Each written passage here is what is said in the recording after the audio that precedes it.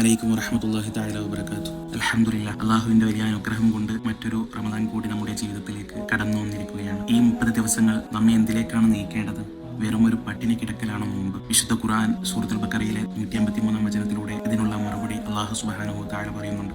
യാ അയ്യുഹല്ലദീന ആമനൂ കുതിബ അലൈക്കുമുസ് സിയാമു കമാ കുതിബ അലല്ലദീന മിൻ ഖബ്ലിക്കും ലഅല്ലക്കും തത്തഖൂൻ. സത്യവിശ്വാസികളെ, നിങ്ങളുടെ മുൻഗാമികൾക്ക് നിർബന്ധമാക്കിയതുപോലെ നിങ്ങൾക്കും നോമ്പ് നിർബന്ധമാക്കിയിരിക്കുന്നു. നിങ്ങൾ ദോഷബാധയെ സൂക്ഷിക്കുന്നവരാകുക, അതായത് നല്ല മുത്തഖീങ്ങളായിട്ട് നമ്മൾ ജീവിക്കുക. നോമ്പിന്റെ യഥാർത്ഥ ലക്ഷ്യം എന്നുള്ളത് തന്നെ തഖ്വ അഥവാ അള്ളാഹുവിനെ ഭയന്ന് ജീവിക്കുക എന്നുള്ളതാണ്. പകൽ സമയത്ത് ഹലാലായ ഭക്ഷണവും പാനീയവും ഉപേക്ഷിക്കുന്ന നമ്മൾ ഹറാമായ കാര്യങ്ങൾ ഉപേക്ഷിക്കാൻ കൂടുതൽ കരുത്തുള്ള ആളുകളാവണം. നാവുകൊണ്ട് മറ്റുള്ളവരെ വേദനിപ്പിക്കാതിരിക്കുക, കണ്ണുകൊണ്ട് തെറ്റായ കാഴ്ചകൾ കാണാതിരിക്കുക, ഇതാണ് നോമ്പിന്റെ യഥാർത്ഥ കാതൽ. അതുകൊണ്ട് തന്നെ ഈ 1-ാം ദിനം നാം ഉറച്ചൊരു തീരുമാനമെടുക്കുക. ഈ മാസം കഴിയുമ്പോഴേക്ക് അള്ളാഹുവിനെ ഭയപ്പെടുന്ന ഒരു നല്ല മനുഷ്യനായി ഞാൻ മാറുമെന്നുള്ളത്. അള്ളാഹു അനുഗ്രഹിക്കട്ടെ. ആമീൻ യാ റബ്ബൽ ആലമീൻ.